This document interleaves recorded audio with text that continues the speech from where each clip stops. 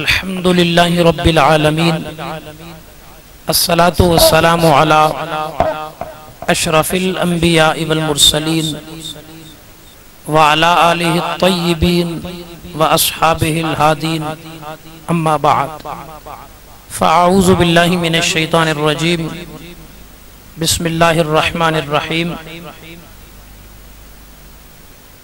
هو الذی بعث فی الأمیین رسولا منهم يتلو عليهم آياته ويزكيهم ويعلمهم الكتاب والحكمة وإن كانوا من قبل لفي ضلال مبين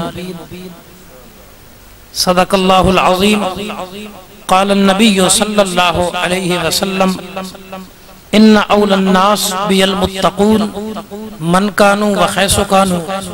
رواه أحمد. وقال النبي صلى الله عليه وسلم ارسلت الى الخلق كافة. رواه المسلم.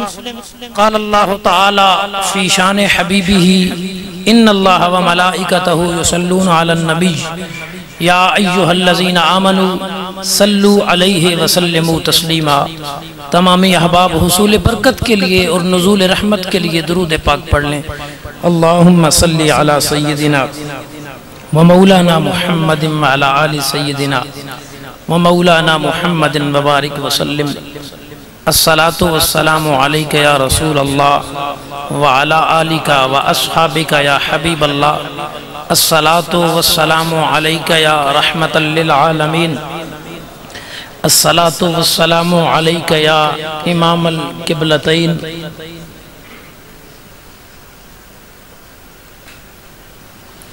واہ کیا جود و کرم ہے شاہ بطحا تیرا. واہ کیا جود و کرم ہے شاہ بطحا تیرا. نہیں سنتا ہی نہیں مانگنے والا تیرا.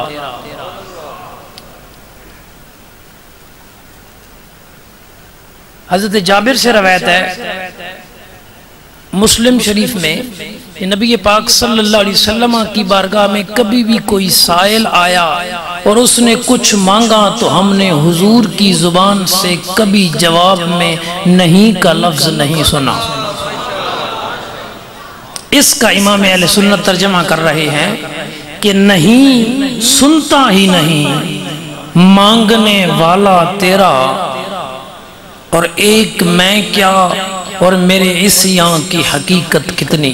ایک میں کیا اور میرے اس یہاں کی حقیقت کتنی کہ میں اور میرے گناہ یہ کتنے ہیں. ایک میں کیا اور میرے اس یہاں یعنی گناہوں کی حقیقت کتنی. مجھ سے 100 لاکھ کو کافی ہے ایک اشارہ تیرا. 100 لاکھ مطلب 1 کروڑ کہ آقا میرے جیسے 1 کروڑ گناہگار ہوں آپ کا ایک اشارہ ہوگا ان کے گناہ معاف فرما کے میرا رب انہیں جنت کا حقدار بنا دے گا. صحیح مسلم میں ہے کریم آقا صلی اللہ علیہ وسلم نے فرمایا میری امت کے 70,000 بندے ایسے ہیں جو بغیر حساب و کتاب کے جنت میں جائیں گے. اور مسند الفردوس میں ہے کہ وہ 70,000 جنت البقیع سے اٹھائے جائیں گے اور ان میں سے ہر ایک کے ساتھ 70,000 ہوگا اور وہ جنت میں جائیں گے. اب 70,000 اور ہر ایک 70,000 لے جائے تو یہ 4 ارب اور 90 کروڑ بنتا ہے. 4 ارب اور 90 کروڑ کو مصطفیٰ کے قبرستان والے بخشوائیں گے. جس نبی کے قبرستان میں دفن ہونے والوں کی شفاعت کا یہ عالم ہے مصطفیٰ کی شفاعت کا عالم کیا ہوگا. ایک میں کیا اور میرے اس یہاں کی حقیقت کتنی. مجھ سے 100 لاکھ کو کافی ہے ایک اشارہ تیرا. واہ کیا جود و کرم ہے شاہ بطحا تیرا. نہیں سنتا ہی نہیں مانگنے والا تیرا. اللہ کریم کی حمد و ثنا کے بعد حضور نبی کریم صلی اللہ علیہ وآلہ وسلم کی بارگاہ اقدس و انور میں ہدیہ درود و سلام بصد ادب و احترام عرض کرنے کے بعد انتہائی واجب القدر والاحترام जुमला उलमाए किराम, जुमला तलबा, हाजरीन व सामीन, आज की ये बाबरकत नशिस्त अंजुमन गुलामान मुस्तफ़ा, उसके तहत मिलाद शरीफ के प्रोग्राम के हवाले से और तहरीक हय्या अलल फलाह के तहत महाना तरबियती नशिस्त के हवाले से, यानी दोनों जिहतों से अज़मत वाली ये बाबरकत नशिस्त इनेकाद पजीर है। दुआ है करीम रब आपका मेरा आना, ज़िक्र अज़कार करना, सुनना और सुनाना अपनी बुलंद व बाला बारगाह में कबूल फरमाए। आमीन सुम्मा आमीन। एक गुजारिश अर्ज़ कर दूं और फिर गुफ्तगू का सिलसिला चलाते हैं। हम तालिब इल्म लोग हैं, दीन पढ़ने और पढ़ाने वाले, और तरबियती अंदाज में और पढ़ाने के अंदाज में ही दरस दिया करते हैं।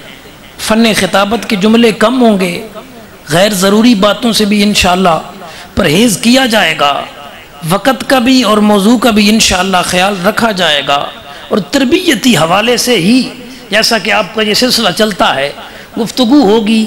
ना आपसे नारे की डिमांड है कि आपने नारा लगाना है, ना ही ये डिमांड है कि आपने सुभान अल्लाह कहना है। बस एक गुजारिश है कि आपने तवज्जो के साथ सुनना है। इंशाअल्लाह ज़्यादा बातें या रब के कुरान से होंगी या मदीने वाले के फरमान से होंगी। मिलाद मुस्तफ़ा सल्लल्लाहु अलैहि वसल्लम के तकाज़े और इसके फ़वाइद, ये मौजू है मेरे ज़िम्मे कि मिलाद मुस्तफ़ा मनाने के तकाज़े क्या हैं या इसके फ़वाइद क्या हैं।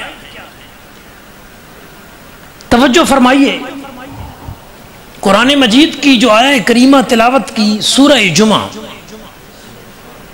28वां पारा, उसके अंदर ये आया पाक मौजूद है। मेरा रब करीम फरमाता है हुवल्लज़ी बअसा फिल उम्मिय्यीन रसूलम मिनहुम।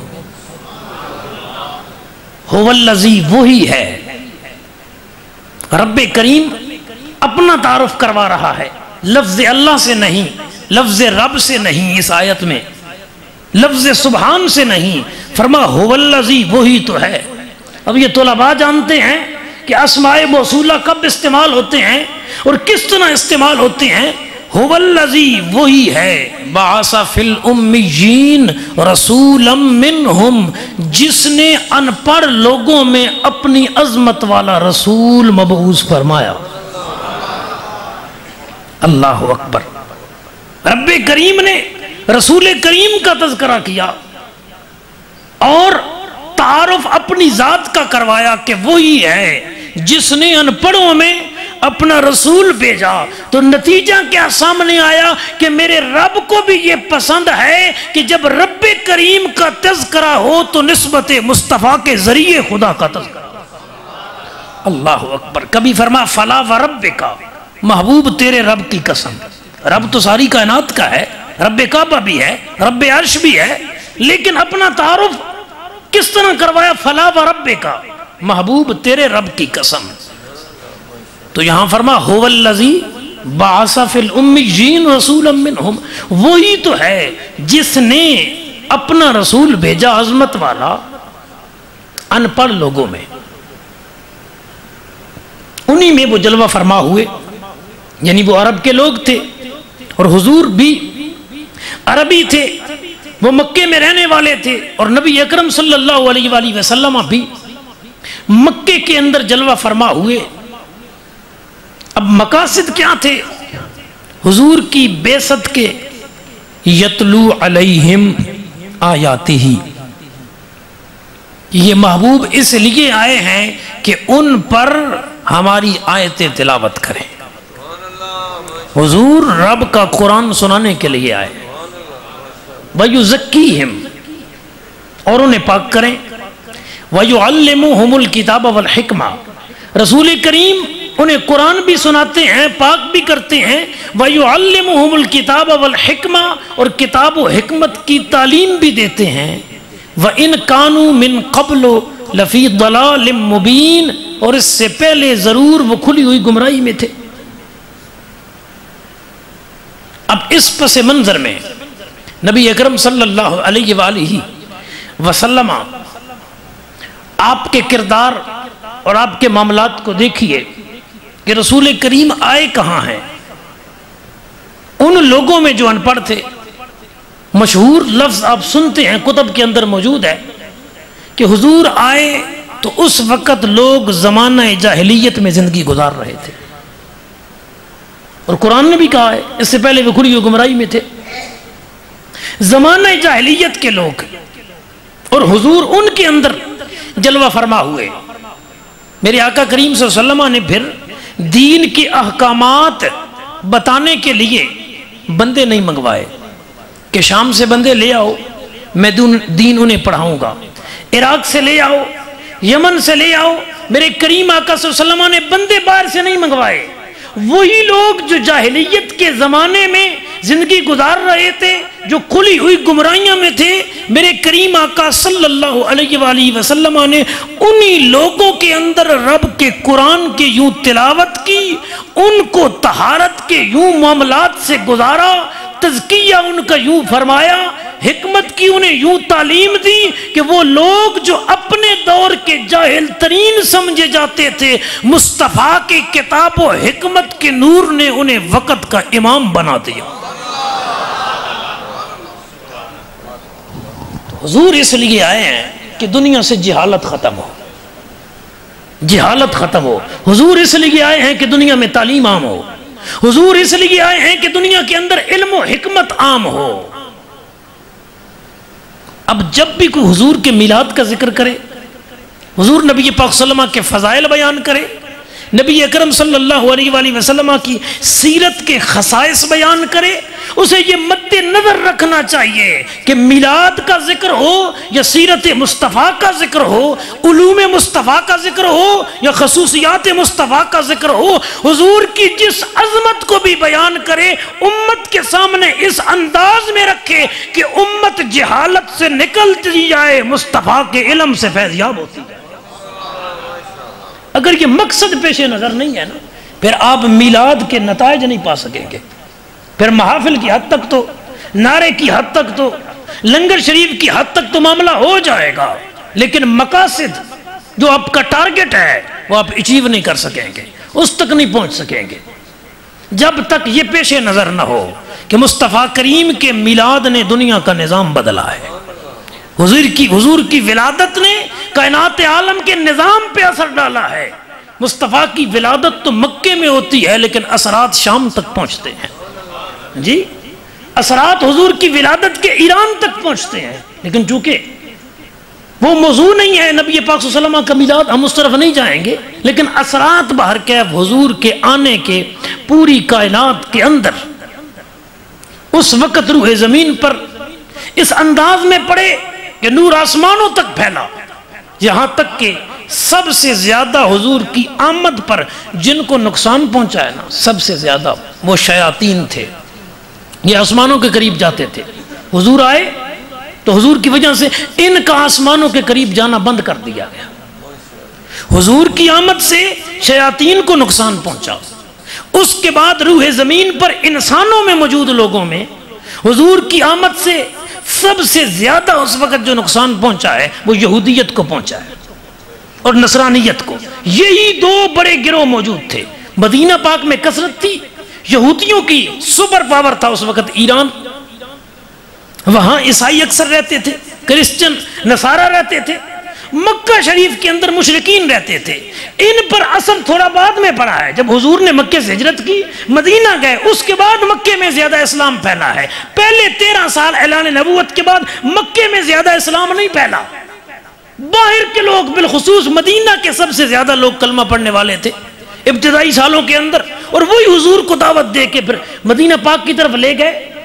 تو حضور کے آنے سے کفر کو نقصان پہنچا ہے، یہودیت کو نصرانیت کو اور مشرکین کو نقصان پہنچا ہے، شیاطین کو نقصان پہنچا ہے، اور جو لوگ اس وقت جہالت کی زندگی گزار رہے تھے وہ مصطفیٰ کریم صلی اللہ علیہ وسلم کے ساتھ وابستہ ہو گئے، ان کو صرف فائدہ نہیں پہنچا، مصطفیٰ نے انہیں نفع آور یوں بنا دیا ہے کہ اب قیامت تک جس نے بھی فائدہ لینا ہے یا اصحاب مصطفیٰ کا محتاج ہے یا آل مصطفیٰ کا محتاج ہے، نہیں تو دین سے کوئی فیض یاب نہیں ہو سکتا۔ اور یہ سارے لوگ وہی ہیں جو مصطفیٰ کریم کے ارد گرد تھے۔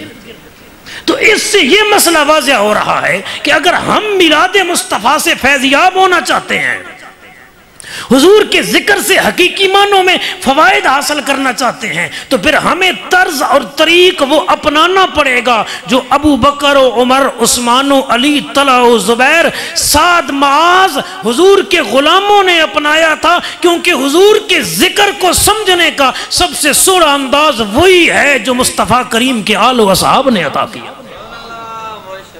سب سے بہترین انداز وہی ہے۔ اس سے پھر ہمیں اس کی فیض اور اس کے برکتیں جو ہیں وہ صحیح معنوں میں حاصل ہوں گی۔ یہ تمہید عرض کر دی، اب تسلسل کے ساتھ اس پہ دلائل سماعت فرمائیے۔ نبی اکرم صلی اللہ علیہ وآلہ وسلم کے میلاد کا پہلا تقاضا، حضور کے ذکر میلاد کا کہہ لیں تو زیادہ بہتر ہے لفظ، حضور کے ذکر میلاد کا پہلا تقاضا یہ ہے مصطفیٰ کے میلاد کا جب بھی ذکر کیا جائے تو ادب والے انداز میں کیا جائے، یہ تقاضا ہے اس کا۔ آپ شرط بھی اسے کہہ سکتے ہیں کہ یہ شرط ہے، ان کا ذکر جب بھی کرنا ہے ادب کے ساتھ کرنا ہے، احترام کے ساتھ کرنا ہے۔ حضور کا ذکر کوئی ساری رات کرتا رہے، سارا دن کرتا رہے اور ادب سے خالی ہو، ذکر تو کر لے گا، فیض نہیں ملے گا۔ فیض اسے ہی ملے گا جو اعلیٰ ظرف ہوتے ہیں، ہمیشہ جھک کے ملتے ہیں، سراہی سرنگوں ہو کر بھرا کرتی ہے پیمانہ۔ اگر کچھ چاہتے ہو تو پھر ادب کے ساتھ ان کا ذکر کرو، جنہوں نے بھی پایا ہے ادب کے ذریعے پایا۔ اور دین کا خلاصہ محدثین نے کیا بیان کیا؟ فرمایا دین سارے کا سارا ادب ہے۔ اب اس پہ ایک حدیث بخاری میں ہے، امام بخاری نے اس کو نقل کیا، مسلم میں ہے، مشکات میں ہے، نبی اکرم صلی اللہ علیہ وسلم ایک قبیلے کے درمیان صلح کروانے کے لیے تشریف لے گئے، مدینہ طیبہ کی بات ہے یہ۔ اتنے میں نماز کا وقت ہو گیا، حضرت بلال رضی اللہ تعالی عنہ آپ نے اور صحابہ کبار نے مشورہ کیا کہ شاید نبی کریم صلی اللہ علیہ وسلم کچھ دیر بعد تشریف لے آئیں تو نماز پڑھ لیتے ہیں۔ تو حضرت ابوبکر صدیق رضی اللہ تعالی عنہ آپ پہ متفق ہوئے سارے کہ آپ نماز پڑھائیں گے۔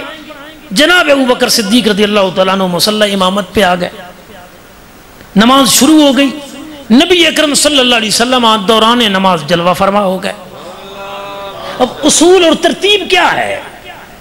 اگر امام صاحب یہاں کھڑے جماعت کروا رہے ہیں تو پہلی صف میں جگہ خالی چھوڑ دی جائے اور دوسری میں ساری کھڑے ہو جائیں، پھر دوسری میں جگہ خالی اور تیسری میں، یہ ترتیب یہ ہے سنت کہ پہلی صف مکمل کی جائے، پھر دوسری مکمل کی جائے، پھر تیسری مکمل کی جائے۔ تو اگر ہمارے لیے سنت یہ ہے کہ جنہوں نے سنتے سیکھی ہی مصطفیٰ سے ہیں وہ کتنے عمل کرنے والے ہوں گے؟ مطلب صف منظم انداز میں بنی ہوئی تھی۔ اور مسلم کے لفظ ہیں، حضور نے فرمایا میری امت کو پتہ چل جائے نا کہ پہلی صف میں کھڑا ہونے اور تکبیر اولیٰ کے ساتھ نماز پڑھنے میں اجر کتنا ہے، تو پھر اتنے بندے اکٹھے ہو جائیں کہ ہر نماز پہ قرآن اندازی کرنی پڑے کہ پہلی صف میں کھڑا کس نے ہونا ہے، کیونکہ اب انہیں خبر ہی نہیں ہے کہ پہلی صف اور تکبیر اولیٰ کا درجہ کتنا بلند ہے۔ اگر پتہ چل جائے تو پھر ہر بندہ اس کے لیے آ جائے۔ تو وہ لوگ تو حریص تھے ثواب پر، یقیناً ترتیب کے ساتھ صفیں ہیں، اور پہلی صف مکمل ہے، دوسری مکمل ہے، تیسری مکمل ہے۔ اور یہ 5 سے 6 ہجری کا واقعہ ہے، اس کا مطلب ہے مدینہ میں ہزاروں کی تعداد میں مسلمان تھے، یہ نہیں کہ 15-20 بندے مسجد نبوی شریف میں تھے اس وقت نماز پڑھنے والے۔ اب وہ صفیں باندھے کھڑے ہیں اور پیچھے سے کوئی نمازی آئے تو اس کے لیے حکم کیا ہے؟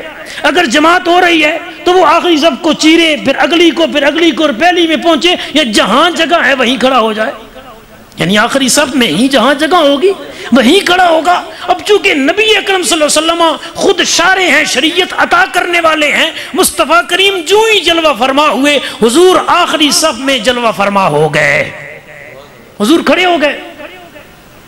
اب صحابہ کبار نے کیا انداز اپنایا کہ اپنا ہاتھ الٹے طریقے سے الٹا اپنی ہتھیلی پر اپنے ہاتھ پر مارنے لگے.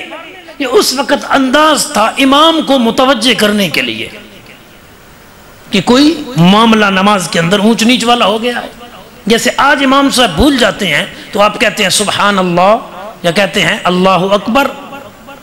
اسی حدیث کے بعد پھر حضور نے جو حکم دیا وہ آگے عرض کرتے ہیں. نبی اکرم صلی اللہ علیہ وسلم جو ہی پہنچے آخری صف والوں نے یہ الٹا ہاتھ پہ مارا.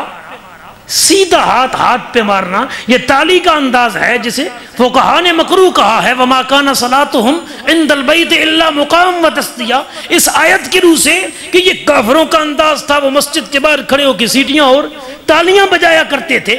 تو سیدھے ہاتھ کے ساتھ سیدھے ہاتھ کو ٹکرانا اس سے پرہیز کرنا چاہیے. یہ نماز میں عورتوں کے لیے آج شرعی حکم یہ ہے کہ اگر عورتوں کی جماعت ہونی نہیں چاہیے لیکن اگر ہو تو امام عورتوں کی درمیان میں کھڑی ہوگی اور اس سے کوئی غلطی ہو گئی متوجہ کرنے کے لیے عورت اونچی آواز میں چونکہ لقمہ نہیں دے سکتی کہ پیچھے سے کوئی کھڑی بولے کہ سبحان اللہ اس کی آواز باہر نہ نکلے اس لیے وہ ہاتھ پہ ہاتھ مارے ان کی امام متوجہ ہو جائے کہ نماز کے اندر کوئی غلطی ہو گئی ہے. مرد کے لیے حکم شرع یہ ہے آج کہ وہ سبحان اللہ کہے یا اللہ اکبر کہے امام کو متوجہ کرنے کے لیے. اس وقت یہ عمومی حکم چل رہا تھا عورت اور مرد دونوں کے لیے کہ وہ ہاتھ پہ ہاتھ مارتے تھے. صحابہ کبار نے ہاتھ پہ ہاتھ مارے نا. اب یہ آخری صف والوں نے عمل کیا. جہاں حضور پہنچے اگلی صف والوں کو پتہ چل گیا. اب جن کی حضور کے پیچھے نمازیں ہوتی تھیں آپ سوچ سکتے ہیں وہ کتنی خشوع و خضوع والی ہوں گی. لیکن نہیں حضور چونکہ آج نہیں جلوہ فرما تھے جو ہی وہ ہتھیلی ان کی ہتھیلی پہ لگی تو سب کا خیال کہیں اور نہیں گیا صرف ذات مصطفیٰ کی طرف گیا کہ لگتا ہے آج نماز میں حضور آ گئے ہیں ورنہ ایسا منظر نہیں ہوتا تھا. پتہ چلا صحابہ کی نماز کا محور ہی ذات مصطفیٰ کی طرف توجہ تھی. اگر حضور نہ بھی ہوں وہ نماز پڑھ رہے ہوں ادھر مصطفیٰ آ جائیں ان کا خیال سیدھا مصطفیٰ کی طرف پلٹ جایا کرتا تھا.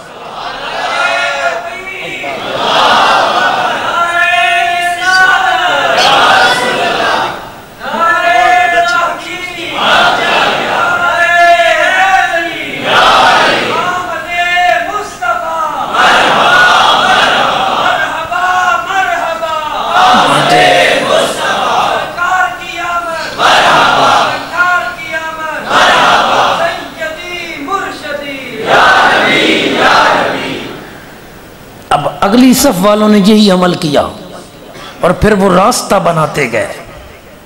حضور گزرتے گئے آخری صف سے. حضور پہلی صف میں جلوہ فرما ہوئے نا. حضرت ابوبکر صدیق رضی اللہ تعالیٰ عنہ کا معمول تھا بخاری ہی میں موجود ہے دیگر کتب حدیث میں کہ آپ بڑی توجہ انہماک کے ساتھ نماز پڑھاتے تھے. لیکن آج جب بار بار انداز پیچھے سے یہی ہے تو ابو بکر نے بھی توجہ نماز سے ذرا نمازیوں کی طرف کی کہ یہ پیچھے کوئی معاملہ ہے جسے یہ کر رہے ہیں. اتنے میں مدینے کی تاجدار پہلی صف میں جہاں عموماً ہمارے ہاں مکبر تکبیر پڑھنے والا کھڑا ہوتا ہے حضور وہاں پہ جلوہ فرما ہوئے نا. ابو بکر نے وہیں کھڑے کھڑے اپنی ایڑیوں کو پیچھے کیا یعنی پیچھے ہٹنے لگے دوران نماز. حضور نے اشارہ فرمایا کہ ابو بکر کھڑے رہو نماز پڑھاؤ. ابو بکر صدیق رضی اللہ تعالیٰ عنہ پھر بھی پیچھے ہٹ آئے. کریم آقا مصلی امامت پہ آئے. نماز مکمل ہوئی. حضور نبی پاک صلی اللہ علیہ وسلم نے ابو بکر صدیق سے نماز کے بعد فرمایا صحابہ سے وہ مسئلہ فرمایا کہ عورتوں کا یہ عمل ہے تم نے آج کے بعد یہ نہیں کرنا. تم نے سبحان اللہ کہنا ہے تم نے اللہ اکبر کہنا ہے. یہ عورتوں کا عمل ہے الٹے ہاتھ پر ہاتھ مارنا. ابو بکر صدیق سے فرمایا ابو بکر میں نے جو تجھے اشارہ کیا تھا حکم دیا تھا کہ پڑھاتا رہے پھر بھی تو پیچھے ہٹ آیا. اس لفظ کے لیے یہ حدیث مجھے آپ کو ساری سنانی پڑی.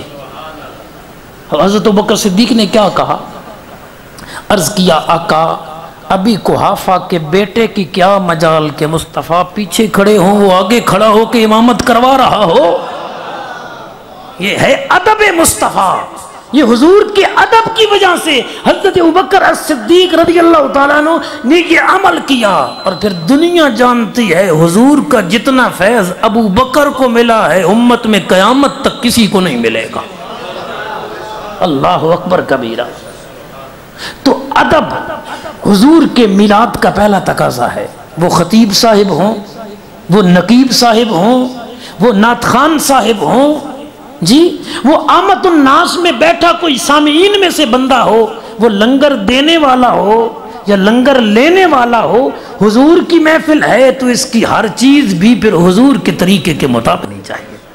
یا خطیب بھی شریعت کے دائرے میں رہ کے احکام بیان کرے، یہاں نقیب بھی شریعت کے دائرے میں رہ کے احکام بیان کرے، یہاں نعت خوان بھی شریعت کے مطابق نعت پڑھے، اور یہاں پر لنگر دینے لینے کا ہر معاملہ شریعت کے مطابق ہو، تاکہ تمہیں صرف محفل کا فیض نہ ملے، تمہیں لنگر کا بھی فیض ملے، نقابت کا بھی فیض ملے، خطابت کا بھی فیض ملے۔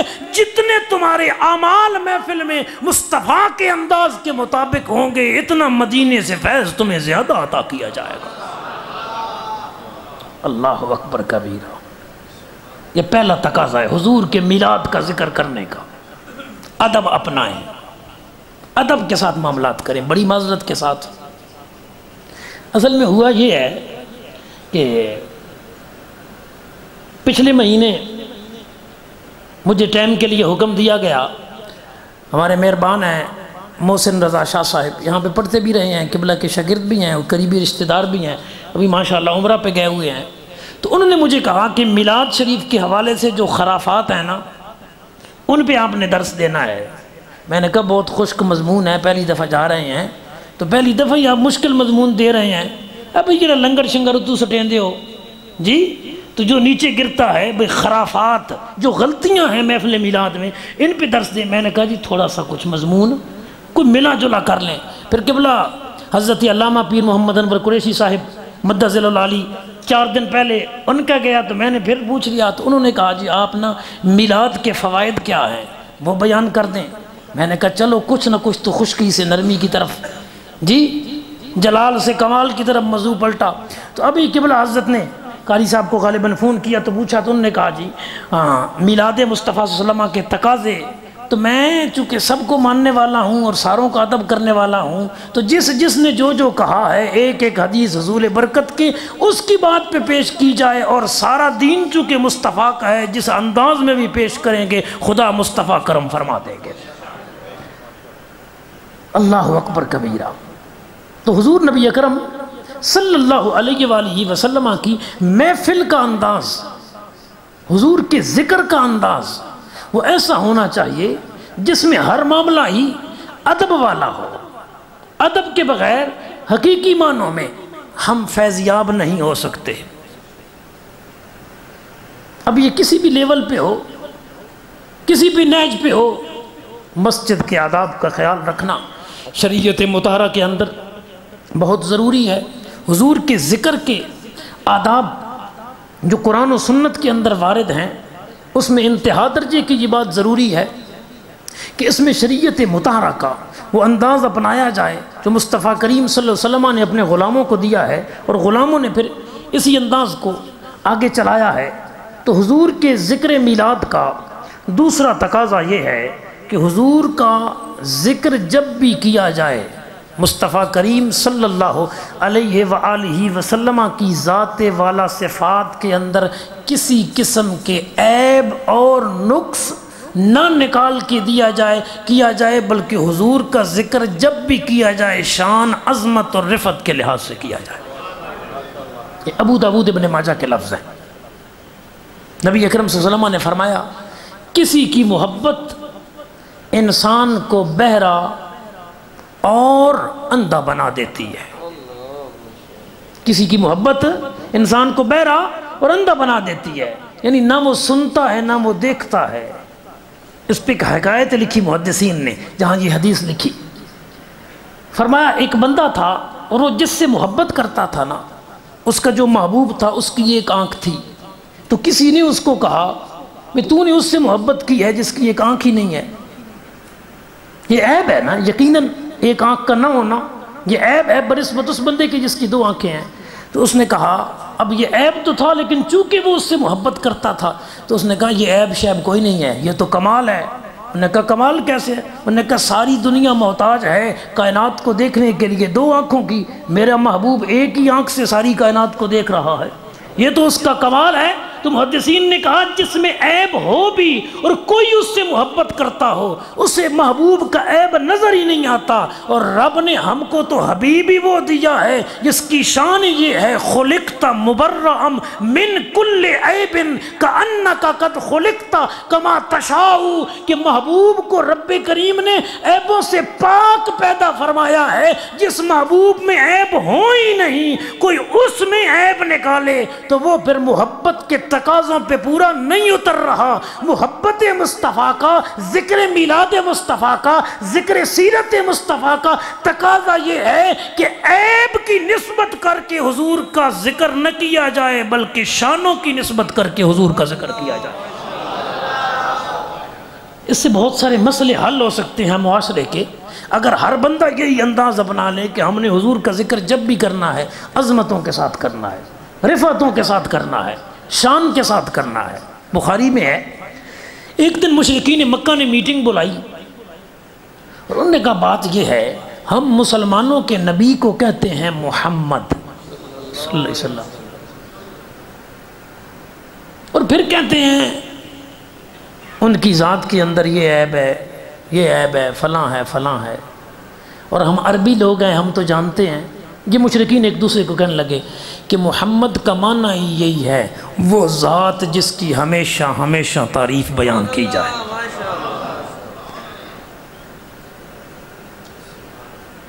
اور کمال یہ ہے میرے نبی کے نام کا کہ لفظ محمد وہ ذات جس کی ہمیشہ ہمیشہ تعریف کی جائے، پہلا حرف ہٹا دو، میم ہٹا دو تو باقی کیا رہ جائے گا؟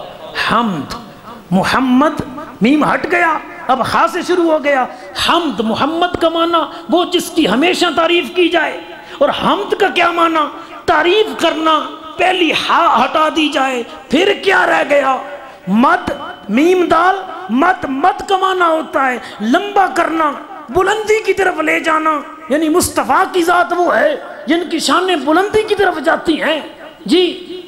اور پھر میم دوسری بھی ہٹا دی جائے، صرف دال لے جائے تو دال کا معنی ہوتا ہے دلیل بننا، کسی چیز کو ثابت کرنے کے لیے دلیل بنانا۔ رب نے یار کا نام ہی ایسا بنایا ہے حرفوں سے حرف جدا کیے جائیں پھر بھی معنی بگڑتا نہیں ہے۔ رب نے محبوب کے نام کے ہر حرف میں عظمت رکھی ہے تاکہ کائنات والے جب بھی انہیں پکاریں تو عظمتوں اور شانوں کے ساتھ ہی پکاریں۔ اللہ محمد صلی اللہ علیہ وسلم وہ ذات جس کی ہمیشہ ہمیشہ تعریف کی جائے۔ اب مشرکین کہنے لگے ادھر تو ہم ان کو کہتے ہیں محمد اور ادھر پھر عیب نکالتے ہیں، ایسا کرو یا آج کے بعد انہیں محمد کہنا چھوڑ دو یا عیب نکالنا چھوڑ دو۔ کہ جو محمد ہوتا ہے اس میں عیب نہیں ہوتے، اور جس میں عیب ہوتے ہیں وہ محمد۔ قاضی ایاز مالکی نے لکھا ہے حضرت عمر رضی اللہ عنہ کی بارگاہ میں ایک بندہ لایا گیا، اس کا نام تھا محمد، اور لوگ چونکہ عرب لوگ آج بھی نام رکھتے ہیں محمد، احمد، وہ عام نام رکھتے ہیں۔ حضرت عمر کی بارگاہ میں لایا گیا، لوگوں نے شکایت کی کہ محلے والوں کو تنگ کرتا ہے، تکلیف دیتا ہے، لوگ اس کی وجہ سے تنگ ہیں۔ نعت خوانوں کے لیے بالخصوص، طلباء کے لیے بالخصوص یہ پیغام ہے، ممبر پہ بیٹھنے والوں کے لیے بالخصوص یہ پیغام ہے کہ لوگوں نے ہم کو فالو کرنا ہوتا ہے، ہم کو دیکھ کے لوگوں نے اپنی زندگی کا راہ متعین کرنا ہوتا ہے۔ حضرت عمر نے اس جوان کو بلایا، ایک روایت میں ہے کہ آپ نے اس کے والد کو بلایا اور کہا اپنے بیٹے کا نام بدل دو یا اسے کہو کہ اپنا کام بدل دو۔ لوگ کہتے ہیں کہ محمد ہمیں تنگ کر رہا ہے، اس کا نام میرے نبی کے نام والا ہے اور لوگوں کو اس سے تکلیف ہے، یا اپنا کردار بدل کے اچھا کر دے، اگر نہیں کر سکتا تو پھر یہ نام بدل دے کہ اس کی وجہ سے میرے آقا کا نام لے کے کوئی یہ نہ کہے کہ محمد ہمیں تنگ کرتا ہے۔ فرما میرے آقا کے نام رکھنے والے کے کردار کے اندر بھی انداز ہونا چاہیے تو مصطفیٰ کی سیرت کا ہی انداز ہونا چاہیے۔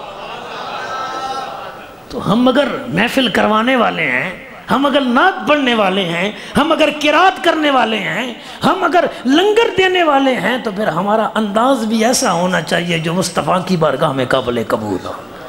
جی تو مشرکین نے کہا آج کے بعد یا یہ نام چھوڑ دو، یعنی محمد نہ پکارو ان کو، نہیں تو پھر عیب نہ نکالو، کیونکہ جو محمد ہوتا ہے اس میں عیب نہیں ہوتے، جس میں عیب ہوتے ہیں وہ محمد نہیں ہوتا. ماننے کے اعتبار سے وہ بات کر رہے تھے اور بالکل صحیح کر رہے تھے. اب فیصلہ یہ ہوا، انہوں نے کہا بھئی عیب نکالنا تو چھوڑنا کوئی نہیں، ہم نے گلے تو ہم نے چھوڑنے کوئی نہیں، حرف بدل دیتے ہیں. اب وہ جہاں بیٹھتے ہیں نا، وہ کہتے ہیں مسلمانوں کا مذمم، اس کا معنی تو جس کی مذمت کی جائے، جس کے عیب نکالے جائیں. وہ جہاں بیٹھتے وہ کہتے مسلمانوں کا مذمم ایسا ہے، مسلمانوں کا مذمم ایسا ہے. نبیوں کے تاجدار نے صحابہ کے مجمع میں فرمایا دیکھو میرے غلاموں، رب نے مجھے کافروں کی نکتہ چینی سے کیسے بچا لیا ہے. وہ بیٹھ کے مذمم کو برا کہہ رہے ہیں، مجھے رب نے مذمم تو نہیں بنایا، مجھے تو رب نے محمد بنایا ہے.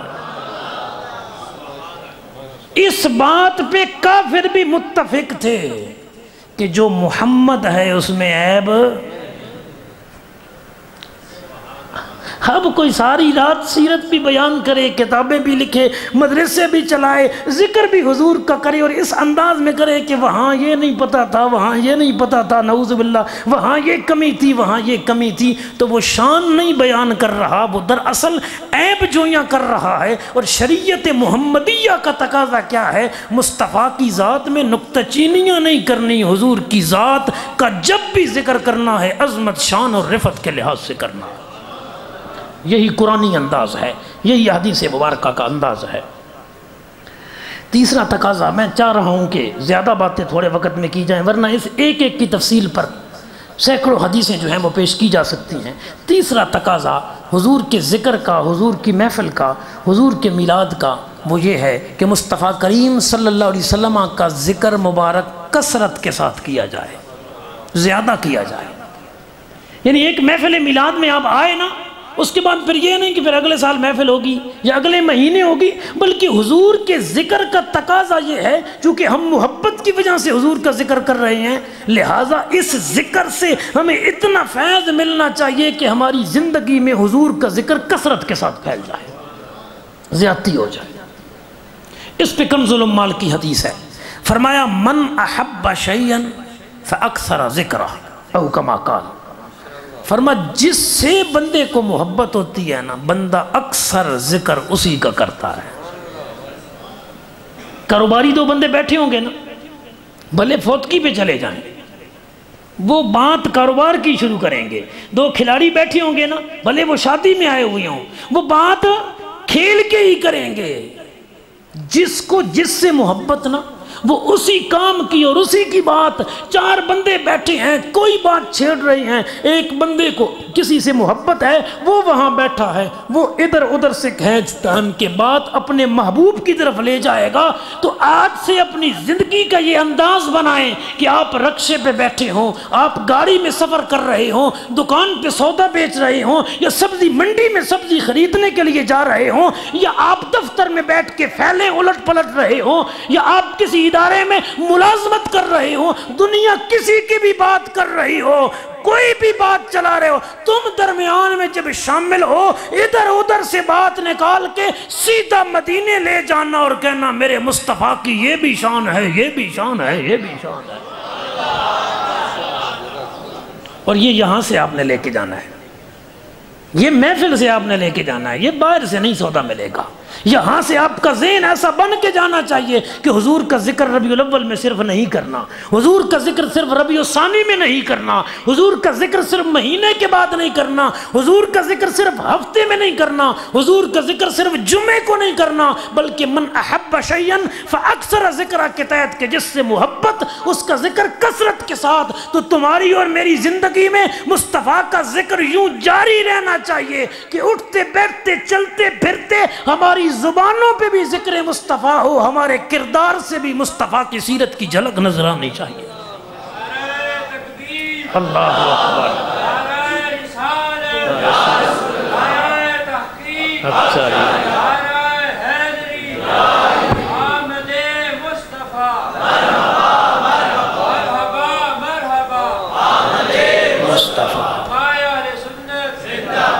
مجھے اٹلی کا ایک بندہ ملا، موضوع سے مطابقت رکھنے والی بات ہے اس لیے میں سنا رہا ہوں۔ اٹلی کا مجھے ایک بندہ ملا، اس نے کہا جی ہمارے ہاں اٹلی میں نا ایک مسلمان رہتا ہے، پاکستانی ہے، اور وہ جو مسلمان ہے نا اٹلی میں رہتا ہے، تو اس کو اٹلی کی ہر مارکیٹ میں لوگ جانتے ہیں، کاروباری بندہ ہے، اور جب وہ جاتا ہے نا تو اٹلی والے عیسائی لوگ ہیں وہاں، میجورٹی کثرت عیسائیوں کی ہے، نصارہ کی، وہ اس کے ادب کے لیے کھڑے ہو جاتے ہیں، بڑے احترام کرتے ہیں اس کا۔ تو میں نے اس بندے سے پوچھا بھئی کیا وجہ ہے؟ اس نے کہا جی وہ 20 سال سے رہ رہا ہے، ایک تو وہ جب بھی لباس پہنتا ہے تو چٹا پہنتا ہے سفید، اور کہتا ہے یہ میرے مصطفیٰ کریم کی سنت ہے۔ تو جب بھی وہ اٹلی کے بازار میں آئے اس کا سر ڈھکا ہوا ہوتا ہے، اور وہ کہتا ہے یہ میری مصطفیٰ کی سنت ہے۔ کہتا ہے جب بھی اٹلی کی مارکیٹ میں جائے نا اس کی نگاہیں جھکی ہوتی ہیں، کہتا ہے یہ شرم و حیا والا انداز مصطفیٰ کی بارگاہ سے ملا ہے۔ کہتا ہے اس نے 20 سالوں میں جتنا اٹلی میں کاروبار کیا ہے نا، کسی کے ساتھ زیادتی نہیں کی، کسی کے ساتھ اس نے لین دین کے معاملات میں دھوکہ نہیں کیا، فریب نہیں کیا۔ کہ اب جب بھی وہ آتا ہے نا، جس مارکیٹ میں عیسائی بھی کھڑے ہو جاتی ہیں، ہم نے ان سے پوچھا کہ تم نے اس میں دیکھا کیا ہے؟ اس نے کہا جو کچھ تم اپنے نبی کے بارے میں کہتے ہو نا کہ وہ ایسے تھے وہ ایسے تھے، ہم نے ان کی سیرت کی جھلک دیکھی ہے تو اس مسلمان کے کردار میں دیکھی ہے۔ اس کا مطلب ہے ضروری نہیں کہ تم ممبر سے حضور کے دین کی تبلیغ کر سکتے ہو، ضروری نہیں کہ تم مدرسے میں بیٹھ کے دین کی تبلیغ کر سکتے ہو، تمہاری تجارت بھی شریعت کے مطابق ہو جائے تو تمہاری تجارت بھی دین کی تبلیغ کا ذریعہ بن جائے گی۔ تمہارے کردار سے بھی حضور کے ذکر اور حضور کی سیرت کی جھلک نظر آنی چاہیے۔ جہاں بیٹھو، جہاں جاؤ، حضور کا ذکر کرو، اور اس انداز میں کرو کہ دنیا تمہاری طرف متوجہ ہو۔ اللہ اکبر۔ اور اس کا درجہ کمال کیا ہے کہ مصطفیٰ کریم صلی اللہ علیہ وسلم کے صحابی حضرت ابی بن کعب رضی اللہ تعالیٰ عنہ حضور کی بارگاہ میں عرض کرتے ہیں، امام ترمذی نے اسے روایت کیا اور صاحب مشکات نے بھی روایت کیا۔ حضرت ابی بن کعب نے کہا کہ میں آپ کا ذکر کرنا چاہتا ہوں، یعنی آپ کی ذات پہ درود پڑھنا چاہتا ہوں، یہ ارشاد فرمائیے کتنا کروں؟ سارا دین ادھر سے آیا ہے آپ نے اور میں نے نہیں بنایا، ہم تو بنانے کی طاقت ہی نہیں رکھتے۔ عرض کی آقا آپ کی ذات پر درود پڑھنا چاہتا ہوں، آپ کا ذکر کرنا چاہتا ہوں، کتنی دیر کروں؟ فرما جتنا زیادہ کرے گا اتنا تیرے لیے بہتر ہوگا۔ کیونکہ جانتے تھے نا کہ امت بڑی آنی ہے، کوئی کہے گا بھئی جمعے کی چھٹی ہے جمعرات کی محفل رکھ لیتے ہیں، کوئی کہے گا بھئی اتوار کی چھٹی ہے ہفتے کی رکھ لیتے ہیں، کوئی کہے گا سارا سال تو نہیں کر سکتا ربیع الاول میں رکھ لیتا ہوں، کوئی کہے گا مہینہ رکھ لیتا ہوں۔ مصطفیٰ نے انداز کسی حد میں رکھ کے نہیں دیا، اپنے ذکر کا انداز دیا ہے تو یہ دیا ہے کہ امتی زیادتی ذکر کی تم کرتے جانا، عطا خدا اور مصطفیٰ زیادہ کرتے جائیں گے۔ ابی بن کعب نے عرض کیا کہ پھر یوں کرتا ہوں کہ اپنے وقت کے 3 حصے کر لیتا ہوں، بعض روایتوں میں 4 کا ذکر، کہ 3 حصے کرتا ہوں، 2 حصے دیگر نفلی ذکر اذکار اور 1 حصہ آپ کا ذکر یعنی آپ کی ذات پہ درود۔ حضور نے فرما اور زیادہ کر تو تیرے لیے اور بہتر ہوگا۔ درجہ کمال کی طرف لے جانا چاہ رہے ہیں غلام کو حضور۔ عرض کیا کہ پھر اپنے اوقات کے 2 حصے کر لیتا ہوں، 1 حصہ دیگر نفلی ذکر اذکار اور 1 حصہ آپ صلی اللہ علیہ وسلم کی ذات پہ درود۔ فرما اور زیادہ کر تو تیرے لیے اور بہتر ہوگا۔ آقا پھر یوں کرتا ہوں جتنا وقت میرے پاس نفلی ذکر اذکار کا ہے نا وہ سارا تیرے ذکر میں گزار دوں گا۔ مصطفیٰ نے بتا دیا میرے ذکر کو مہینے ہفتے اور دن کی قید میں نہ لانا، میرا ذکر ہی رب نے اتنی عظمت والا بنایا ہے، جب بھی کرو گے خدا کی رحمتوں کے حقدار بنا دیے جاؤ گے۔ اب حضور نے اللہ اکبر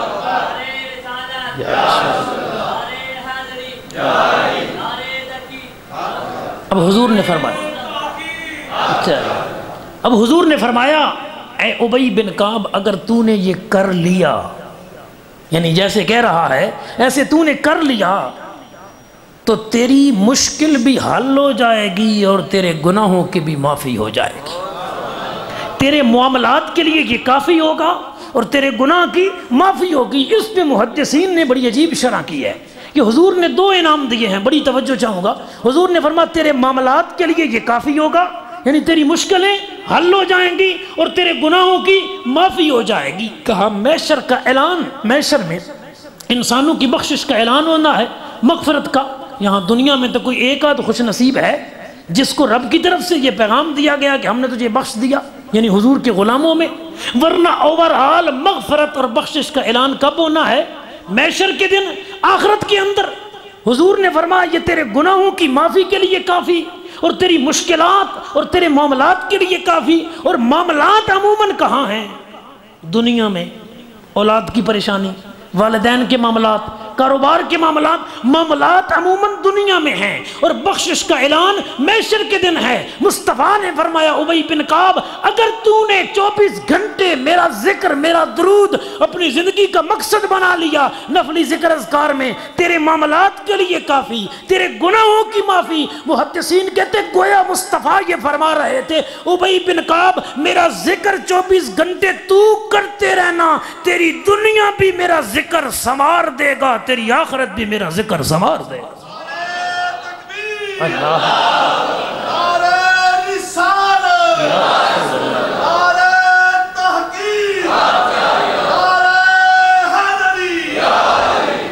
اللہ اکبر. 3 چیزیں ہو گئیں جی. نبی پاک صلی اللہ علیہ وسلم کے ذکر کے تقاضے، ان میں سے 3 چیزیں ہو گئیں. یہ تیسری چیز تھی کثرت کے ساتھ حضور کا ذکر کرنا ہے. آئیں چوتھی چیز کی طرف چلتے ہیں. چلو 5 کے نام کے 5 نکات پورے کر دیتے ہیں. چوتھی چیز نبی اکرم صلی اللہ علیہ وآلہ وسلم کے ذکر کے آداب میں سے یہ ہے، حضور کے محبت کے تقاضوں میں سے یہ ہے کہ صرف حضور سے ہی پیار نہ کیا جائے، مصطفیٰ کی ہر نسبت سے بھی پیار کیا جائے، ہر نسبت سے بھی پیار کیا جائے. جامع ترمذی سے حدیث پڑھ رہا ہوں، ترمذی سے. عبداللہ بن مسعود رضی اللہ تعالیٰ عنہ حضور کے وہ صحابی ہیں، کریم آقا نے فرمایا، بخاری کے یہ لفظ ہیں کہ جس نے قرآن سیکھنا ہو وہ عبداللہ بن مسعود سے سیکھے. 4 بندوں کا نام لیا، ان میں سے ایک بندہ یہ ہے عبداللہ بن مسعود. اب اتنا بڑا بندہ جس کو حضور فرما رہے ہیں کہ اس سے قرآن سیکھو، وہ اپنا واقعہ خود بیان کرتے ہیں کہ میرا کام کیا تھا. کہتے ہیں حضور جب کہیں تشریف لے جاتے نا، میں ساتھ جاتا، اور میں حضور کا امامہ شریف جب آقا اتارتے وہ بھی پکڑ کے رکھتا، اور حضور جہاں نالین جوڑے مبارک اتارتے وہ بھی پکڑ کے رکھتا. صاحب نالین ان کا لقب ہے، حضور کے نالین پاس رکھنے والے، حضور کے جوڑے اٹھانے والے. کہتے ساری زندگی میری یہ ڈیوٹی تھی کہ حضور کے جوڑے بھی اٹھاتا، حضور کا امامہ بھی اٹھاتا. اور آگے منظر کیا بیان کرتے ہیں عبداللہ بن مسعود، ترمذی میں ہے، کہتے ہیں میں نے کبھی بھی حضور کے جوڑوں کو، نالین کو اٹھا کے ہاتھ میں، کاغذ میں، کپڑے میں لپیٹ کے ہاتھ میں پکڑ کے نہیں چلا، یا حضور کے نالین کو سر پہ رکھ کے چلتا تھا یا سینے پہ رکھ کے چلتا تھا. اللہ اکبر کبیرہ. محدثین نے کہا یہی وجہ ہے عبداللہ بن مسعود بڑا عالم بنا ہے کہ اس نے سینے پہ مصطفیٰ کے نالین رکھے ہیں، اس نے سر پہ مصطفیٰ کے نالین رکھے ہیں. جنہیں اصلی مل گئے نا انہوں نے سینے پہ رکھ لیے. جو آپ اور میری طرح 14 صدیوں بعد آئے وہ سینے پہ تو نہ رکھ سکے کیونکہ اصلی نہیں تھی. انہوں نے اس کی شبیہ نالین کا نقش اپنے ماتھے اور شبیہ سینے پہ لگا لیا تاکہ یار کی محبت کی نسبت بھی تازہ ہو جائے، صحابہ والے طریقے کا انداز بھی تازہ ہو جائے. کسی نے گھر پہ لگا دیا ہے، کسی نے بیج یہاں لگا لیا ہے نالین شریف والا. اتنا بڑا فتویٰ لگانے سے بھی گریز کرنا چاہیے کہ عبداللہ بن مسعود پورے نالین اٹھا کے سینے پہ لگا کے چلا کرتے تھے. اللہ، یہ نسبت سے محبت ہے کہ چونکہ نالین مصطفیٰ کریم کے ہیں نا، اس لیے اب سینے پہ رکھتے تھے حضرت عبداللہ، اس لیے سر پہ رکھتے تھے. تو مصطفیٰ کریم کی محبت کا تقاضا یہ ہے، حضور کے ذکر کا تقاضا یہ ہے، حضور نبی پاک صلی اللہ علیہ وسلم کی غلامی کا تقاضا یہ ہے کہ ان کی ہر نسبت سے محبت کی جائے. میرے کریم آقا نے فرمایا، مسند احمد بن حنبل میں ہے، ترمذی میں ہے، مشکات میں ہے، کریم آقا صلی اللہ علیہ وسلم نے فرمایا رب سے محبت کرو کہ وہ تمہیں نعمتیں عطا کرتا ہے. اللہ پاک سے محبت کرو کہ وہ تمہیں نعمتیں عطا کرتا ہے. اگلا جملہ رب کی عزت کی قسم سینے کو ٹھنڈک پہنچاتا ہے. یہ سینے میں دھڑکنے والا دل ہو. مصطفیٰ کریم نے فرمایا اللہ پاک سے محبت کرو کہ وہ تمہیں نعمتیں دیتا ہے. میں مصطفیٰ سے محبت کرو کہ میں خدا کا بھی محبوب ہوں. فرمایا میں رب کا بھی محبوب ہوں، لہذا مجھ سے محبت کرو۔ اور آقا نے فرمایا پھر میری آل سے محبت کرو کہ میں ان سے محبت کرتا ہوں۔ حضور نے فرمایا میری آل سے محبت کرو کہ میں ان سے محبت کرتا ہوں۔ تو آل سے محبت بھی مصطفیٰ کی وجہ سے ہے، اصحاب سے بھی محبت مصطفیٰ کی وجہ سے ہے، کیونکہ نسبت مصطفیٰ کی ہیں۔ ان چیزوں کا تعلق ذات مصطفیٰ کریم صلی اللہ علیہ وسلم کے ساتھ ہے۔ مسند احمد بن حنبل میں ہے، حضرت عبداللہ بن مسعود رضی اللہ عنہ فرماتے ہیں، سند بھی صحیح ہے اس حدیث کی بالکل، آپ فرماتے ہیں اللہ نے مخلوق کے دلوں کی طرف نظر کی اور مخلوق کے دلوں میں جو سب سے افضل دل، سب سے اعلیٰ دل رب کو پسند آیا، رب نے وہ دل چن لیا اور اپنے مصطفیٰ کو عطا کر دیا، مصطفیٰ کریم کا دل بنا دیا۔ پھر اللہ نے مخلوق کے دلوں کی طرف نظر کی تو رب کریم کو جو دل سب سے زیادہ پسند آئے نا اور ستھرے لگے، رب نے وہ دل چن کے مصطفیٰ کے اصحاب کو عطا کر دیے۔ ان کے اصحاب بھی طہارت والے، ان کی آل بھی طہارت والی، اور ہمارے لیے لازم اور ضروری ہے کہ ان کی تمام آل کا بھی ادب کریں، ان کے تمام اصحاب کا بھی ادب کریں، کیونکہ ہم حضور کی نسبت کی وجہ سے کر رہے ہیں، اور مصطفیٰ کی نسبت تو ہو جائے تو پھر غار ثور کا پتھر بھی قیامت تک عظمتوں والا بنا دیا جاتا۔ مسند احمد بن حنبل میں ہے، اور امام سمہودی نے اسے نقل کیا ہے اپنی کتاب کے اندر، جو تاریخ مدینہ پر آپ نے لکھی ہے، امام سمہودی نے وفاء الوفا، مدینہ شریف جا کے اسپیشلی میں نے یہ کتاب لی مکتبہ انس ابن مالک سے، اور اس میں سے یہ حدیث نکالی مسند احمد بن حنبل میں اور وفاء الوفا میں۔ امام سمہودی لکھتے ہیں کہ جس دن غزوہ خندق ہوا نا، جو حاجی صاحبان اور عمرے والے بیٹھے ہیں، جو آج کل 7 مساجد ہیں، وہ اکٹھی مسجدیں ہیں چھوٹی چھوٹی، آپ خندق والے روڈ پہ جائیں تو اکثر بند کر دی گئی ہیں، اور ایک بڑی مسجد خندق بنا دی گئی ہے۔ ان میں بائیں طرف دیکھیں تو تھوڑی سی سیڑھیاں چڑھ کے اوپر جائیں تو ایک مسجد فتح ہے، اب اس کو بھی تالا لگا دیا گیا ہے۔ پہلے وہ کھلی ہوتی تھی، جماعت تو نہیں ہوتی تھی، لیکن کہیں حاجی جاتے، عمرے والے جاتے تو نوافل پڑھتے۔ یہ مسجد فتح اس کا نام ہی اس لیے رکھا گیا ہے کہ اس موقع پر رسول اللہ صلی اللہ علیہ وسلم نے خندق کے موقع پر یہاں خیمہ لگایا، اور 3 دن تک حضور نے یہاں بیٹھ کے فتح کی دعا مانگی۔ پہلا دن تھا سمار کا، حضور نے دعا مانگی، دوسرا دن تھا منگل کا، حضور نے دعا مانگی، تیسرا دن تھا بدھ کا، حضور نے دعا مانگی۔ ظہر اور عصر کے درمیانی وقت یا عصر اور مغرب کا درمیانی وقت تھا۔ جابر بن عبداللہ انصاری کا یہی قریب گھر تھا، وہ جو خندق پہ دعوت کے لیے حضور کو عرض کر کے گئے، اب وہاں پیٹرول پمپ بنا دیا گیا۔ یہ خندق روڈ پہ ہی ان کا گھر تھا نا، ان کا یہ محلہ تھا، اور حضور ادھر آئے ہوئے تھے، صحابہ کبار ہے، اور 5 ہجری کا یہ واقعہ ہے، غزوہ خندق ہو رہا ہے۔ اب حضرت جابر قریب تھے اور دیکھ رہے تھے کہ حضور کہاں بیٹھے ہیں اور کیا کر رہے ہیں۔ کہتے ہیں بدھ والے دن نا 2 نمازوں کے درمیان حضور نے دعا مانگی نا، جس جگہ پہ وہاں قریب ایک پتھر تھا، میں نے نشانی کے طور پہ اسے یاد رکھا کہ حضور نے دعا مانگی، رب کریم نے قبول فرمائی، مسلمانوں کو فتح نصیب ہو گئی۔ حضرت جابر بن عبداللہ انصاری کہتے ہیں، خود بھی صحابی ہیں، ان کے والد بھی صحابی ہیں، کہتے ہیں میں نے وہ جگہ بھی یاد کر لی، وہ دن بھی یاد کر لیا، وہ وقت بھی یاد کر لیا۔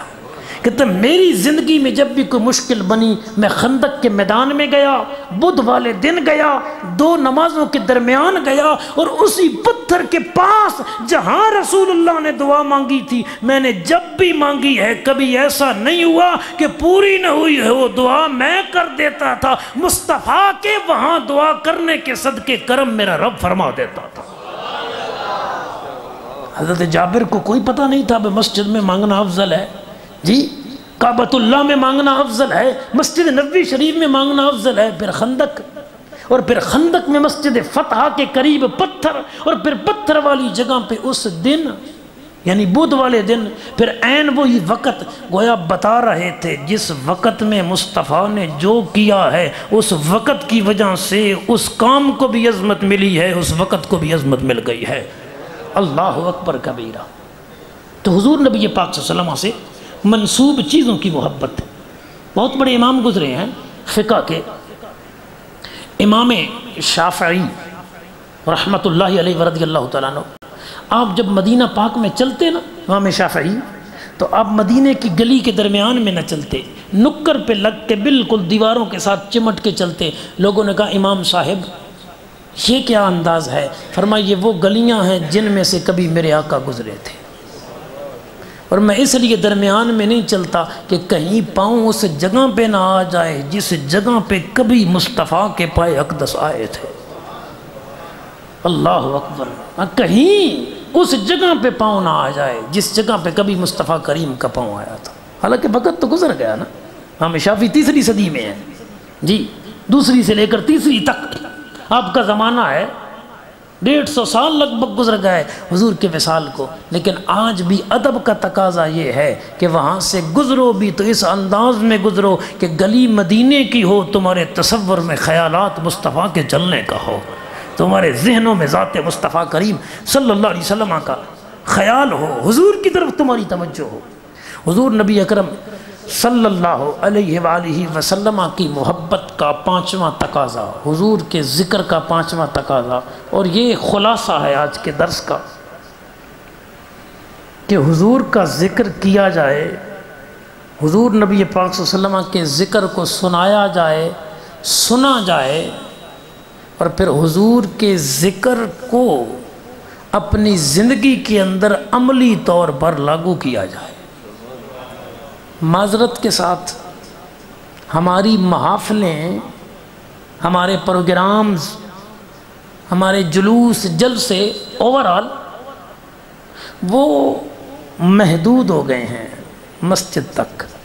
ایک سادہ سی مثال دیتا ہوں، آپ تائید کریں گے۔ 2 بندے بیٹھے تھے مسجد میں، تو ایک بندے نے نا جھوٹ بول دیا یا گالی نکال دی، تو دوسروں سے کہے گا یار اللہ کا گھر ہے یہاں جھوٹ نہ بول، اللہ کا گھر ہے یہاں گالی نہ دے۔ یہی بندے جب باہر ایک دوسرے کے ساتھ جھوٹ بولیں گے، گالیاں دیں گے، تو یہی بندہ ساتھ بیٹھا ان کو منع کوئی نہیں کرے گا۔ اس کا مطلب یہ ہے کہ ذہن یہ بنتا جا رہا ہے کہ مسجد میں گناہ تو ناجائز ہے، حرام ہے، غلطی ہے، باہر پھر رگڑی رکھو جی جویں چلے۔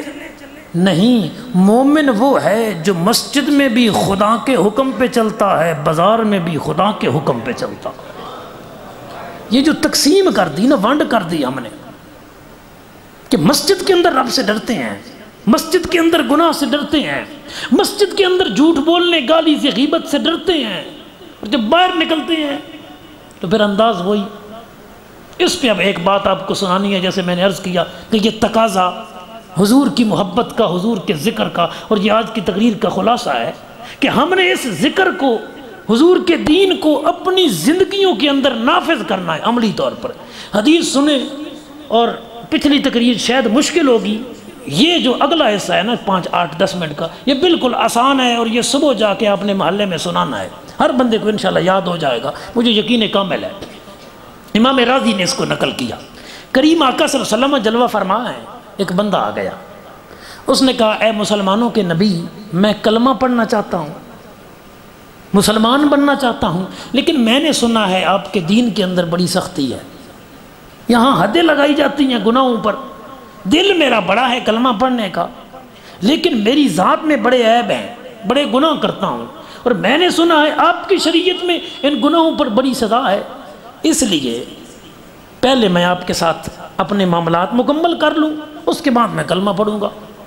تو وہ عرض کرنے لگا اے مسلمانوں کے نبی، میری ذات میں 4 عیب ہیں۔ کہنے لگا چوری کرتا ہوں، زنا کرتا ہوں، جھوٹ بولتا ہوں، اور شراب پیتا ہوں۔ وہ بندہ کہنے لگا میں نے سنا ہے آپ تو بڑی سختی کرتے ہیں، اے مسلمانوں کے نبی، دل میرا بڑا ہے کلمہ پڑھنے کا، لیکن میں 4 گناہ نہیں چھوڑ سکتا، شرابی ہے، زانی ہے، جھوٹ بولنے والا ہے، زنا کرنے والا ہے، کہنے لگا چاروں نہیں چھوڑ سکتا، دل ہے کلمہ پڑھنے کا، اگر مہربانی کریں ایک عیب میں چھوڑ دیتا ہوں، آپ کلمہ پڑھا کے غلام بنا لیں، ایک میں چھوڑ سکتا ہوں، چاروں نہیں چھوڑ سکتا۔ اللہ اکبر۔ وہ پہلا شعر آپ کو یاد ہو تو کہ نہیں سنتا ہی نہیں مانگنے والا تیرا، رسول اللہ نے فرمایا آ بھائی ہاتھ پہ ہاتھ رکھ، کلمہ پڑھ، کلمہ پڑھ، وعدہ کر جھوٹ نہیں بولے گا۔ اس نے ایک کہا تھا نا کہ آقا چاروں نہیں چھوڑ سکتا، میں ایک چھوڑ سکتا ہوں۔ حضور نے فرمایا کلمہ پڑھ، بیعت کر، میری بیعت اسلام کر، وعدہ کر جھوٹ نہیں بولے گا۔ وہ خوشی خوشی نیڑا ہوا، کلمہ پڑھا، حضور کا غلام بن گیا۔ محفل آپ نے سن لیے، اب نتیجے کی طرف جا رہے ہیں، اور یہ نتیجہ صبح آپ کے اور میرے کردار میں نظر آنا چاہیے، پرسوں آنے والی زندگی میں۔ وہ چلا نا، بڑی توجہ کا طالب ہوں، وہ چلا اور بازار گیا، دوست یاروں کے ساتھ بیٹھا۔ اب ظاہر ہے جس کی ساری زندگی گناہوں میں گزری تھی، پھر یار مولوی تو کوئی نہیں ہوں گے نا، جی علامے تو کوئی نہیں ہوں گے نا، محدث تو کوئی نہیں ہوں گے نا، جیسا بندہ تھا یار بھی ویسے ہوں گے۔ سب سے پہلے آ گئے چور، چوروں والی پلٹون۔ انہوں نے کہا چل بھائی چلتے ہیں۔ یہ جب گئے نا ایک مکان کے پاس پہنچے تو انہوں نے کہا چلو بھائی دیوار پھلانگو۔ اس نے کہا ٹھہرو یار ذرا سوچنے دو، کل تک تو میں چور تھا لیکن آج محمد عربی کا کلمہ پڑھ کے آیا صلی اللہ علیہ وسلم۔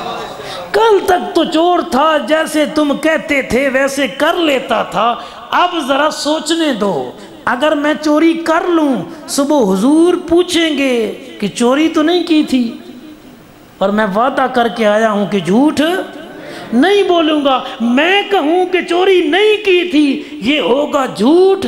وعدہ مصطفیٰ سے کیا ہے، زبان کٹ تو سکتی ہے، اس سے اب قیامت تک جھوٹ نہیں نکل سکتا۔ اللہ یا رسول اللہ، یہ نتیجہ ہے صاحب۔ نہ بھائی نہ، آج یہ تجدید عہد کر کے جاؤ، میں ہاتھ نہیں کھڑے کرواتا، یہ نہیں کہتا کہ قسمیں اٹھاؤ، لیکن یہ ضرور کہوں گا جس نے دوپہر کو کلمہ پڑھا وہ رات کو جا کے جھوٹ چھوڑ دیتا ہے کہ یار کا کلمہ پڑھ لیا ہے، ہمارے بال چٹے ہو گئے ابھی جھوٹ نہیں چھوڑا، ہماری زندگیوں کے 70 سال گزر گئے ابھی جھوٹ نہیں چھوڑا، ہم نے کتنی محفل میلاد کی، ہم نے کتنی مرتبہ لنگر پکائے کھائے، کتنی مرتبہ مسجد میں آئے، اور ابھی تک جھوٹ نہیں چھوڑا، تو پھر کب چھوڑیں گے؟ اس نے کہا اگر جھوٹ بولوں تو یہ مجھ سے نہیں ہو سکے گا کہ میں حضور کی بارگاہ میں جھوٹ بولوں، اور اگر یہاں چوری کروں اور صبح کہوں کہ آقا چوری کی ہے، تو پھر میں نے سنا ہے وہ تو چور پہ حد لگاتے ہیں، السارقۃ فاقطعوا ایدیہما، چور کے تو ہاتھ کاٹے جاتے ہیں ان کی شریعت میں، تو پھر صبح وہ ہاتھ کاٹ دیں گے کیونکہ چوری جو کی ہے میں نے، اور بتا بھی دوں گا کہ آقا کی ہے۔ تو اب حد لگ گئی، ہاتھ کٹ گیا، محلے میں جاؤں گا، لوگ پوچھیں گے بھئی خیر ہے کیا ہوا، تو اب کیا بتاؤں گا کہ ہاتھ کٹ گیا ہے، کیوں؟ چوری کی تھی۔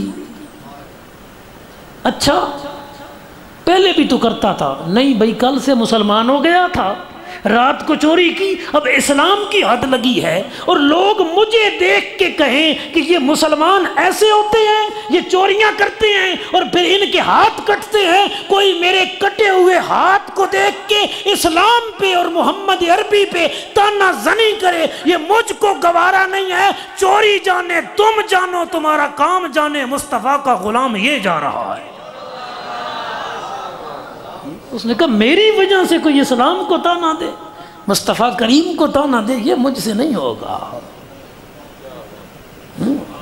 بیلیاں آنکھیں انج نہ کاری یار، 20 سال دی یاری، ساری زندگی چوریاں کٹھیاں کیتیاں، 20 سال سے تعلق تھا، اب چھوڑ کے جا رہا ہے، کس کے لیے؟ جس کا صبح کلمہ پڑھا ہے، ایک دن ہی پورا نہیں ہوا، اس کے لیے ہمیں چھوڑ کے جا رہا ہے۔ جو آپ کہتے ہیں جی برادری استاد جی ان کے کریے، جی حضرت جی خاندانی رشتے ہیں، خونی رشتے ہیں، بڑے بد مذہب ہے یا بد عقیدہ ہے، لیکن کیا کریں، رشتوں کا لین دین ہے۔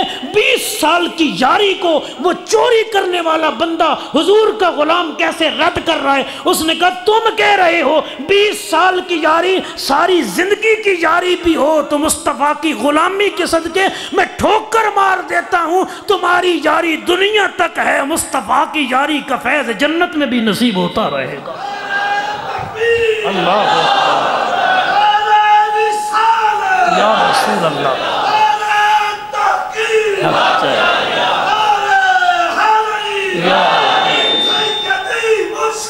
یا نبی یا نبی، رسول کے غلام ہے،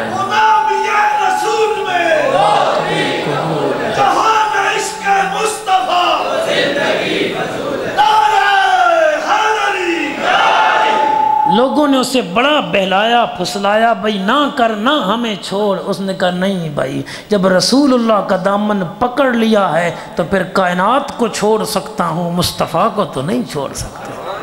ہاں، دو عالم سے کرتی ہے بیگانہ دل کو، عجب چیز ہے یہ لذت آشنائی، محبت مصطفیٰ کی چنگاری اللہ کرے تیرے دل میں بھڑک جائے۔ یہ وہ آگ ہے جو لگ جائے تو پھر کیوں بجھائی جائے؟ اگر حقیقی معنوں میں حضور کا غلام تو بن گیا تو پھر پوری دنیا بھی تیرے مقابلے میں آ گئی نا، تو کہے گا دنیا کچھ نہیں بگاڑ سکتی، کیونکہ میرا محمد عربی سے رشتہ کامل ہو چکا ہے۔ ان کو چھوڑ دیا، آگے چلا، دوسری پلٹون آ گئی شراب پینے والی، انہوں نے شراب ڈالی پیالوں میں، چل بھائی پی۔ اس نے کہا ٹھہرو، کل تک تو شرابی تھا مانتا ہوں، لیکن آج ان کا کلمہ پڑھ لیا ہے۔ سویرے انجے جا کے کہنا نہیں، کل تک جو تھا، رات کو تو محفل سن کے آیا ہے نا کہ حضور کے غلام کی زندگی کیسے ہونی چاہیے، کلمے کے بعد تبدیلی کیسے آنی چاہیے، محفل کے بعد تبدیلی کیسے آنی چاہیے، حضور کا ذکر سن کے تبدیلی کیسے آنی چاہیے۔ اللہ اکبر۔ اس نے کہا سوچنے دو، کہا اگر شراب پی لوں، حضور پوچھیں گے بھئی پی ہے، کہوں نہیں تو یہ جھوٹ ہوگا، یہ تو ہو نہیں سکتا کہ جھوٹ بولوں، اور اگر کہوں کہ پی تھی تو پھر وہ تو شرابی کو کوڑے لگاتے ہیں، مجھے کوڑے لگیں گے۔ اور کوڑوں کا شریعت نے قانون کیا بیان کیا کہ جب کوڑے لگ رہے ہوں نا کسی مسلمان کو حد کے طور پر، تو پھر مجمع کو بلایا جائے، لوگ دیکھیں تاکہ عبرت حاصل کریں۔ سورہ نور میں آپ اس کی تفصیل ملاحظہ کر سکتے ہیں، میں اب تفصیل میں نہیں جانا چاہتا۔ اس نے کہا مجھے کوڑے لگ رہے ہوں، دنیا دیکھ رہی ہو، کیوں ہو رہی بھائی، شراب پیتی ہے، میری وجہ سے پھر کوئی اسلام پہ تانا مارے؟ جی نہیں۔ اس نے کہا یہ لو، جی بندے کہندے ہیں استاد جی میں 10 سال تو سگریٹ پہ پینا جی، افیم پہ پینا جی، پاؤڈر پہ پینا شراب، میں تو نہیں چھوڑ سکتا، بڑی پکی عادت ہے۔ میں کہا ادھی تو 20 سال تو عادت آئی، تو سچے دل نال توبہ کرتے صحیح، عادت چھڑاون دا انداز میرا رب اپنی رحمت نال آپے عطا کر دے سی۔ ایک گل ہے صرف بھائی، استاد جی کیویں چھوڑ سکی ہے، چھوڑی نہیں پیا جی اللہ۔ اس نے کہا نا بھائی شراب نہیں پیوں گا۔ انہوں نے کہا دیکھ لے طبیعت خراب ہو جائے گی، تیرا تو کھانا ہی اسی سے ہضم ہوتا تھا، 20 سال کا کئی سال کا عادی شرابی ہے۔ اس نے کہا نہیں اب نہیں پی سکتا، کیونکہ یہ میرے نبی کی شریعت میں حرام ہے، میرے رسول کی شریعت میں حرام ہے، نہیں پیوں گا۔ اس نے شراب چھوڑ دی، بیلی ناراض تو ہو گئے نا کہ جا رہا ہے۔ اس نے کہا ہوتے ہو تو ہو جاؤ جی، ساری دنیا بھی مجھ سے ٹوٹتی ہے تو ٹوٹ جائے، لیکن دامن مصطفیٰ میرے ہاتھ سے نہ چھوٹے۔ آ گیا گرامی قدر حضرات، تیسری پلٹون آ گئی زنا کاروں کی۔ انہوں نے کہا چلو زنا کرتے ہیں۔ اس نے کہا ٹھہرو تھوڑی دیر سوچنے دو، کل تک تو زانی تھا میں مانتا ہوں، لیکن آج ان کا کلمہ بھی تو پڑھ لیا ہے، اور کلمے سے پہلے بھی زنا کروں اور کلمہ پڑھ کے بھی زنا کروں، پھر کلمے کا مجھے فائدہ کیا پہنچا؟ کہا یہی تو کلمے کا فائدہ ہے کہ کوئی آئے محفل میں زانی ہو، شرابی ہو، چور ہو، اور دل سے محفل سن کے جائے مصطفیٰ کی، پھر پچھلی زندگی تبدیل ہو جاتی ہے، اگلی زندگی نیکیوں والی بنا دی جاتی ہے۔ اس نے کہا نہیں بھائی۔ انہوں نے بڑی منتیں کی۔ اس نے کہا اگر کر لوں صبح حضور پوچھیں گے، میں کہوں بھئی نہیں زنا کیا تو یہ جھوٹ ہوگا، یہ مجھ سے نہیں ہو سکتا، اگر کہوں کہ زنا کیا ہے تو حضور حد لاگو کریں گے، غیر شادی شدہ زانی ہو تو اس کی سزا یہ ہے کہ مرد عورت دونوں کو 100 کوڑے مارے جائیں، الزانیۃ والزانی فاجلدوا کل واحد منہما 100 جلدہ۔ اور اگر شادی شدہ زانی ہو تو پھر بخاری کی حدیث ہے اس کو سنگسار کیا جائے گا پتھر مار کے، یہ اس کی توبہ ہے دنیا میں، کفارہ ہے اس کے گناہ کا دنیا کے اندر، اور اسے معافی دے دی جائے گی۔ اس نے کہا اگر جھوٹ بولوں یہ مجھ سے نہیں ہو سکے گا، اگر سچ بولوں تو وہ زنا کی حد لاگو کریں گے اور مجھے کوڑے مروائیں گے، یہ مجھ سے نہیں ہو سکتا کہ میری وجہ سے اسلام کی بدنامی ہو۔ اب وہ واپس آ گیا، ان کو بھی چھوڑ کے، رات جیسے تیسے گزری۔ راضی فرماتے ہیں صبح آیا بارگاہ مصطفیٰ کریم میں، چونکہ اس نے کل ہی کلمہ پڑھا تھا نا، ابھی اتنا زیادہ دین تو نہیں پتا، ایسے احکام دینیاں تو نہیں سیکھی، صحابہ کبار کا مجمع بیٹھا ہے، وہ آیا، اس نے آتے ہی نعرہ لگایا جس کا مفہوم یہ ہے، اس نے کہا واہ مدینے دے تاجدارا، او تیری شان تو صدقے جاواں، ایک گناہ تو میں نے کے بچایا نے، او دے صدقے اللہ میں نے سارے تو پاک کر دیتا۔ یا کہ وہ جو آپ نے جھوٹ چھڑایا تھا اس جھوٹ نے میرے بقیہ گناہوں سے بھی مجھے پاک کر دیا ہے، یعنی بقیہ گناہ بھی میں نے چھوڑ دیے ہیں اس جھوٹ کے چھوڑنے کی وجہ سے۔ اس لیے گرامی قدر سامعین، اپنی زندگیوں کے اندر دین کے احکامات کو عملی طور پہ نافذ کریں۔ حضور اس لیے آئے کہ قرآن امت کو دیا جائے، حضور اس لیے آئے کہ امت کو طہارت دی جائے، حضور اس لیے آئے کہ امت کو کتاب و حکمت کی تعلیم دی جائے۔ کیا ہم حضور کے مشن پہ چل رہے ہیں؟ اگر چل رہے ہیں تو سبحان اللہ، اور اگر نہیں چل رہے، کہیں کمی ہے، کوتاہی ہے، تو ابھی وقت ہے اپنی زندگی کے اندر عملی طور پر حضور کے دین کو نافذ کریں۔ بڑی خوشی ہوئی یہاں یہ سلسلہ دیکھ کے اور سن کے کہ ماہانہ لیول پر یہ تربیتی نشست کا انعقاد کیا جاتا ہے۔ بڑی اچھی کوشش اور کاوش ہے، آپ اپنے تحت جو پیغام یہاں سے صحیح سن کے جائیں اس کو بھی آگے صحیح پہنچانے کی کوشش کریں، تاکہ اس سلسلے کو اور وسعت ملے، اور یہ پیغام آپ کے گھروں سے نکل کر دکانوں تک، دکانوں سے نکل تک بازاروں تک، بازاروں سے نکل تک دیگر شہروں تک، بلکہ جہاں تک آپ کے روابط ہوں، آپ کی گفتگو کا انداز ایسا ہونا چاہیے کہ آپ کلام کر رہے ہوں، آپ بول رہے ہوں تو دنیا کہے لگتا ہے کوئی محمد عربی کا غلام بول رہا ہے، کوئی رسول اللہ کا غلام بول رہا ہے۔ ساری تقریر کا خلاصہ یہ اشعار ہیں، گفتگو ختم ہو گئی۔ پڑھنے کو اگر کچھ نہیں ملتا تو چہروں پہ لکھے درد کے عنوان پڑھا کر، کہ کسی غریب کو پاس بیٹھاؤ اور اس کی کچھ دیر کے لیے سنو، تمہیں بہت کچھ پڑھنا آ جائے گا۔ پڑھنے کو اگر کچھ نہیں ملتا تو چہروں پہ لکھے درد کے عنوان پڑھا کر، لا ریب تیری روح کو تسکین ملے گی، تو قرب کے لمحات میں قرآن پڑھا کر، اور آ جائے گا تجھے جینے کا سلیقہ اقبال، تو سرور کونین کے فرمان پڑھا کر۔